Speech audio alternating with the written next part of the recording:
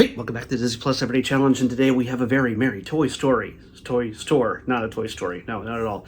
Although it seems, yeah, it could be a Toy Story in a sense, because it is about two, no, not just two, three warring toy stores. Two with a history, one who's a big corporate entity that's just moved into town, forcing the other two to team up in order to take them down. It sounds a whole lot. It sounds like Succession or some sort of dramatic corporate battleground type of thing. It's a Christmas movie. It's a Melissa Joan Hart and Mario Lopez Christmas story. It's an hour and 26 minutes long. It's from 2017. It is, as I've said, this is our last one, by the way, of the run remaining, heading up to Christmas, 12 days of Christmas episodes. Helped to clear out I picked these out specially, and they're actually, all of them, I might be the last 12 that I have yet to watch on Disney Plus until next year. I don't know. I'm sure they'll add more, but this is one of 4 Hallmark Christmas movie type things. Yeah, I know it's like calling generic tissues Kleenex, but they tend to have cornered the market on this type of thing early on, where people where that's just their programming for the holidays, and people lean towards naming it that, even though such things exist on Lifetime or USA, if that even exists anymore, or Disney Plus, and wherever else you want to watch your Christmas romance stories. This one, as I said, Melissa Joan Hart, Mario Lopez, iconic stars of the 90s, maybe earlier. Yeah, well, I can't remember when Saved by the Bell was on. And wasn't she Sabrina the Teenage Witch? She kind of melds into a bunch of different things. She seemed to have been in a lot of sitcoms in my mind. I don't know. And she's been doing this forever. I mean, both of them have. It's just, they're familiar faces. People we like to see on screen. They have comedic chops. And yes, a lot of this is written. So much of the dialogue feels like a sitcom, but there's no laugh track to tell you to laugh.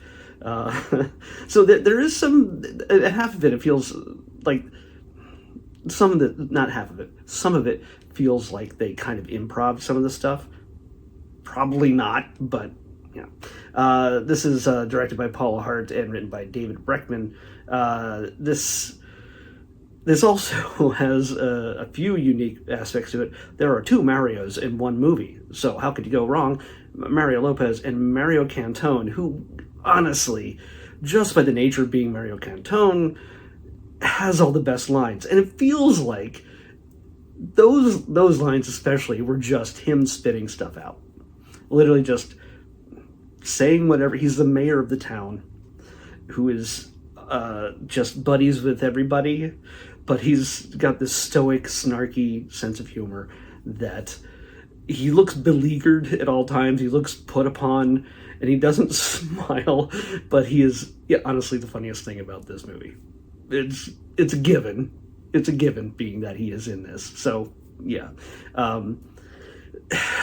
The basic premise is Melissa Joan Hart has a toy store that, did it belong to her mom?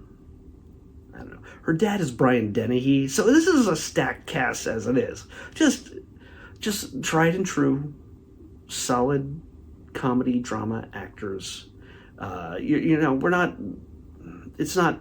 We're not talking A-list, but most A-lists are not doing television. They're not doing Christmas movies. So, but still, these are people that we feel comfortable with to see on a screen at any given time, any indicated decade we want to watch them in. So, yeah, that's why they're here. What we get is Melissa Joan Hart, who plays Connie. And thank God it wasn't a Christmas name. Unless Connie can be short for Constance?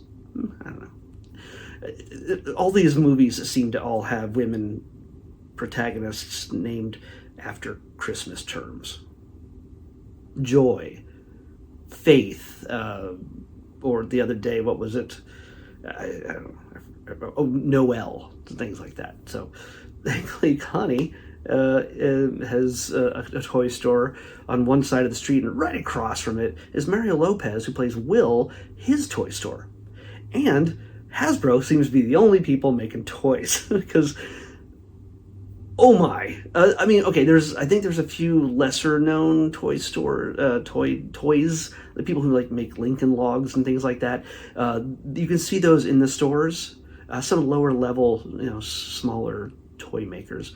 But for the most part, the front windows are stacked high with Star Wars, Spider-Man, like Marvel, and pretty much anything that Hasbro makes, including each of the stores has a Hasbro logo either on the back wall behind the register or on the counter in front of the register. Hasbro either donated a buttload of toys just to fill up the set that they created for these stores, or they just got a deal, I guess. I don't know. Hopefully all the toys just got donated to like a children's charity or something. That would have been nice. Either way, yeah. If you want to make a show about a toy store, get a toy company on, get a toy company on the hook and have them just stack things out for you. Why not? And there's no mention of there's no visible presence of Barbie or Hot Wheels or anything else from Mattel on the shelves. But there is a conversation at one point between the two main characters about what their favorite toys were growing up. And Mario Lopez says right out that he loved this Hot Wheels special track toy. And yeah, okay, that was Mattel. But beyond that, I guess they wanted to sort of balance things out, that it just didn't look like a promo piece for Hasbro. I don't know. Either way, there's nothing supernatural about this one, which is a change, because very often you kind of get that. Well, you know what, the last one we had wasn't very supernatural either.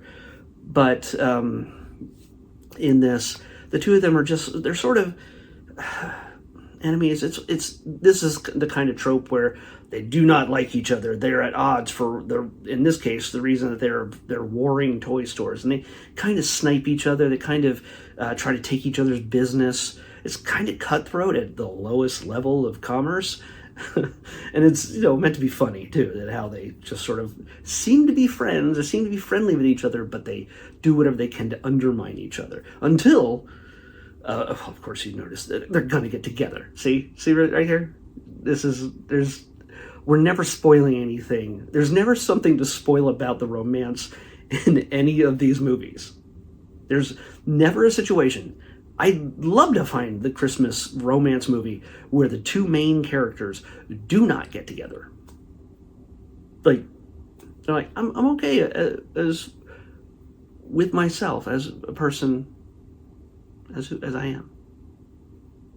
We had took a shot at it as falling in love, but you know what? I'm good with myself. That's never going to happen. That's not what these are about. These are. Maybe I should write one of those. See, God, I'm living it. Why not do it? Yeah. All right. We'll see what happens next Christmas. I'll pitch it to Disney Plus. Right. So yeah, we get these two forced. They're forced to team up when a new player comes into town, and he seems like a very jovial, fun guy, and I recognize him. I can't remember what I recognize him from. Come on, yeah, where are you? Yeah, Billy Gardell plays Roy Barnes. He was he on The Office? Was he Roy Vance? It makes me think he was from Vance Refrigeration, but he's not. Man, he's really lost weight in his most recent pictures. That's crazy. Doesn't matter. Let's do a video of me going through IMDb. Sure, that seems like a fun video. As a change.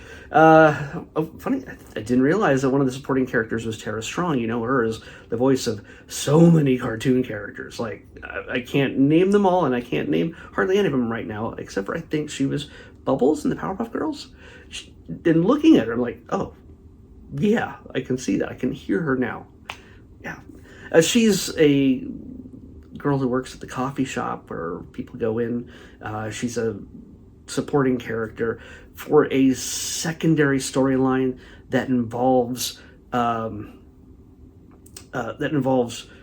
Melissa Joan Hart's brother character, Ed, who plays the silly dummy character that you find in most of these films. He's got to be just dumb enough to come up with something that saves the day kind of situation. Like, oh, I didn't realize that when we had people, ripping off the store, that I'm going to have to put in a security system, get some cameras, but I'm going to put the cameras the wrong direction. And that secretly reveals a thing that they were hoping to discover all along that will help save the stores. Yes, it's another one of those situations where it's not just about the romance, it's about saving their business, or in other situations, it's the local teen center, or the church is going to get closed, or something is going to be destroyed about the foundation of who they are and where they live, the community in which they take part and interact and everything else, and it affects the people. And in this case, the big toy store, who is run by Roy Barnes, he's the very congenial bad guy. And I realize in watching this that Melissa Joan Hart gets pretty hardcore in just trying to do some, what would technically be considered some shady business practices to undermine that guy with the help of Mario Lopez. And I'm like, I realize they're the good guys, but she's doing some pretty shady stuff. and you might say, hey, you know what? We got to fight fire with fire. This guy deserves it. But honestly, he is running a legitimate business, but at the same time, he's crushing small business, which is the kind of the big lesson here, the kind of message that's coming through here beyond, hey, let's fall in love, even though we hate each other. Yeah. So So part of that hardcoreness that Melissa and Mario take part in is part of the comedy, in a sense. Is part of the, don't mess with the little guy. And you know that it's all going to come to a culmination on Christmas Eve. That's what makes it a Christmas thing. Like any other time, if this had been a non-seasonal thing, it would have been, I run a 7-Eleven and you run an AM PM, and then we're across the street from each other. But then suddenly the Sheets are, I'm from Pennsylvania, so the Sheets or the Wawa comes in and just sort of undermines their business. It's a thing. Then they would have to fall in love to fight the big corporate gas station, and I don't know. This is a. There's actually a person here just called Cute Little Girl. Raylan Zofia? Doesn't matter. Again, I'm not going to read IMDb to you. You can do it yourself. This has certain elements. Also, by the way, somebody has to be dead. Not only is Melissa Joan Hart, I should call her Connie. Connie's mom has passed away, and Brian Dennehy. There's another subplot where Brian Dennehy, her dad, is kind of really into this other lady in the neighborhood, and he tries to get her to teach him how to play piano. Okay? And it doesn't really go anywhere. It's just sort of let's put Brian Dennehy on screen. That's kind of cool. It's neat. And it just shows a multi-generational romance thing going on. There's 3 romances, by the way, that take place in this. But of course, Connie and Will are the main ones. But in this, Connie's brother, he has a romance with the waitress, which reveals something important, which actually I can respect that the reason why they got the security seemed like a totally unnecessary subplot, but it's just sort of mentioned offhand. Let's just get a camera, and it's going to build towards the end, the third act kind of thing, but then it also reveals other things, and it helps the cute Tara Strong's character draw in the oblivious brother, what's his name, Randy. He's oblivious to every move she makes on him. So that all figures into that story. And then, like I said, with Brian Dennehy, and I can't find the woman's name. Where is she? Yeah, there she is. Brett Broderick, Pam Forrester. She better not be Matthew Broderick's mom. It probably is. I don't know. Anyway, Beth Broderick.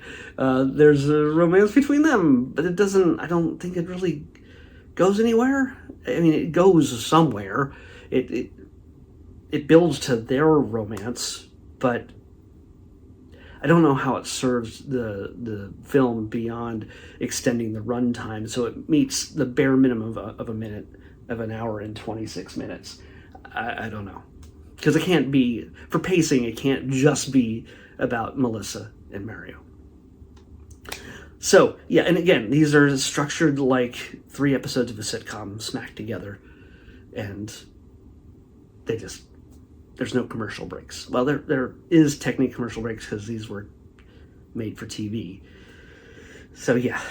I mean, it's mostly a comedy. It's got that whole battling the big box store corporate drama kind of thing in there. And of course, the romance is the core of it. That you gotta bring these two people who hate each other together in order to fight the man. But yeah, one of my most favorite part of this is the truly, and I'm sorry, visual effects team, one of the truly worst blue screen or green screen, whatever what color they're using. It's truly one of the worst uses of green screen ever seen in modern television or film. Seriously. I'm pretty sure The Room did it a whole lot better. In order to, make Mario seem not like a jerk and seem like he's a good guy, because I think he lost his wife because, Melissa, Connie lost her husband. She's a widow. Widow? She's a widow. If it was a man, he'd be a widower. And I think he is a widower, or she just left him. I don't know. Not sure which. Or maybe he was never married. I don't know what it is. Yeah, I think they're both widowers. But they also both own toy stores in the same small town, which seems now that would be an epidemic at this point. I think somebody would need to look into this. The spouses of toy store owners just dropping off. I think there's a pattern there. So what we get here is the two people who are going to come together as a couple who, yes, I'm not going to ruin this for you. They get married in a toy store, as one does. Do they beat the corporate overlords back and save the stores? Yes and no. I'll leave that up to you to watch to find out. But the most horrible thing is, in order to make Mario seem more endearing, he gets along really well with Melissa, Connie's son, who is doing like a soapbox racer, but on skis, like down a mountain, which seems really dangerous for like 9-year-olds or something. Like, I don't know. It was a pretty steep hill. That was like a double black diamond kind of looking mountain. But at the same time, it's also completely fake. Even when Mario Cantone is just waving a flag and making sarcastic comments, like, we don't have insurance, everybody buckle up. Like, it's like totally unnecessary but hilarious. He's standing in front of a green screen, and so are the people who are just, you can see they're all cheering, and you just see the lines around the edges of their bodies because the lighting is not just right to make it not look like green screen. And I realize these movies have budgets that are this big. You're going to spend the money on all the Marios. All the Mario money goes first. I mean, this is produced by Melissa Joan Hart herself. It's Heartstone or Heart something. Productions, whatever it is. It's Heart Productions kind of thing. So this is her movie. No doubt about it. But yeah, after spending all the Mario money, you got very little money for the effects, and this is McGee and me level kid in a wheelchair falling off a cliff into the ocean kind of situation. Just watch it. When you start seeing, if you decide to fast forward and just want to watch it for the downhill soapbox car race, I don't even know what they called it. It's like these things they build for themselves, like soapboxes. If you don't know what that is, just go to Ohio or something. They'll tell you about it. Just go to Akron, Ohio. They'll explain it to you. That's a reference only a few people will get. But when they're racing, holy cow. When the one kid crashes, that is art. It is art. So yeah, I can't really say anything else about this. It's not the best of any of these movies by far. I like the Emily ones a whole lot better than this, but this has the star power. This is a lot more of the star power, and you might feel more into just watching these people. Honestly, I'm looking at some of these photos. It looks like it was lit on a sitcom set. Holy cow. Yeah. All right. But yeah, so if you need to see Mario Lopez or Melissa Joan Hart looking fantastic and delivering lines like they know how to, and of course falling in love, how can you not watch it? But you can also not watch it, so that's really up to you. I'll just tell you what we're watching tomorrow. It's already been picked out. I've actually remembered this one this time as compared to the other times when I have to run off screen and come back after checking my spreadsheet.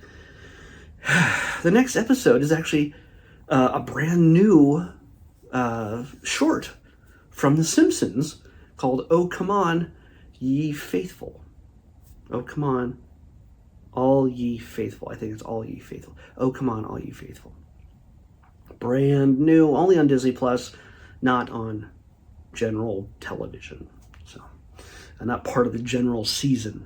So it's probably 5 minutes long at best, and probably has no dialogue except for like one actor in it. Homer is, I believe, the main character in this, as he is for most things, even though the shorts tend to be more Maggie focused over the years on Disney Plus, because she doesn't speak and it costs less to make them.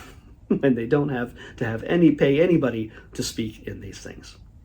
The Halloween one had Sideshow Bob, so they had to pay Kelsey Grammer for sure, and Nancy Cartwright to be Bart. But this one, I think, is a Homer, so Dan gets some money on this one. The Simpsons, Oh Come On, All Ye Faithful, on the next Disney Plus Everyday Challenge. I'll see you back here tomorrow with that.